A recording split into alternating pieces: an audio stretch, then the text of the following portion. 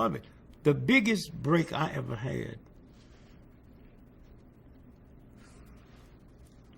is I was at this all-Negro, probably the best, biggest Negro nightclub in the world. It's in Chicago, Robert's Show Club.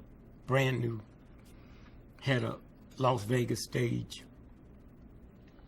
And they brought in Count Basie, Joe Williams, Sarah Vaughan, Sammy Davis. Well, man, that first show, you couldn't get in there for the white folks. And Hugh Hefner was sitting on the front row. So they told me that week I wouldn't be able to work it because they got this big comic coming in from New York named Nipsey Russell. And so I said, you paying me $25 a night. I work 3 nights a week. Then when the big show comes, you don't need me. Well, you get him to stay here to work all your shows. I quit. And I didn't have no job or no money. So they said, wait a minute. Let's do this. How about you MCing? And I MC'd, and I've never MC'd. I mean, I've turned down big money that people come. I've never MC'd since then. And an old black dude told me something. He said, if you got 2 hours out there on that stage, that's your stage, son.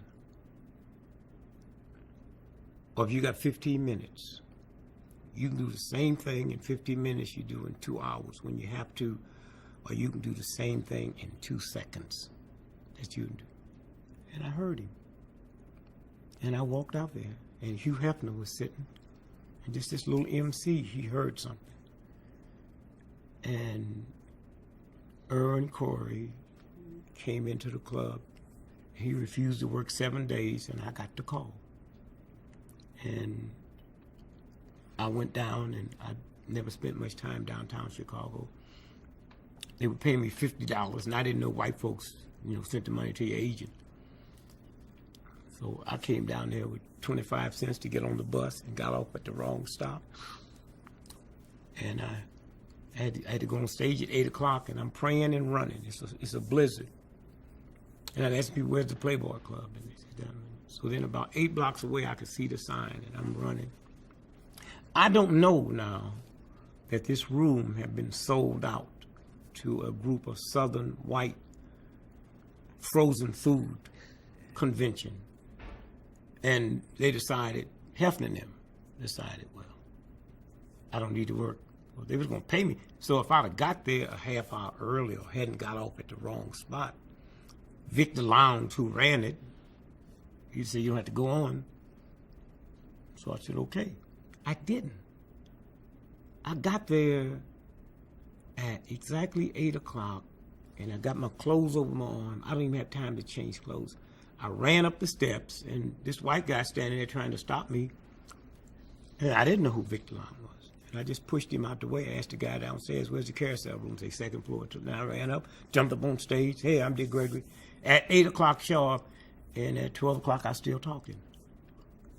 And Hefner came over at 12:30. And so that's been the story of my life. I had no business on that stage. And so I'm at Robert's Show Club, sitting at the bar, that's the black club, and Billy Eckstein is sitting next to me, drunk, cussing out Jack Paar. Now, I've looked at Jack Paar every night for 5 years. And when he go off, I sit in the mirror till 5 o'clock in the morning, going through my act, what I'm going to do when I get on the Jack Paar show. And had it not been for Billy Eckstein, I wouldn't be here now.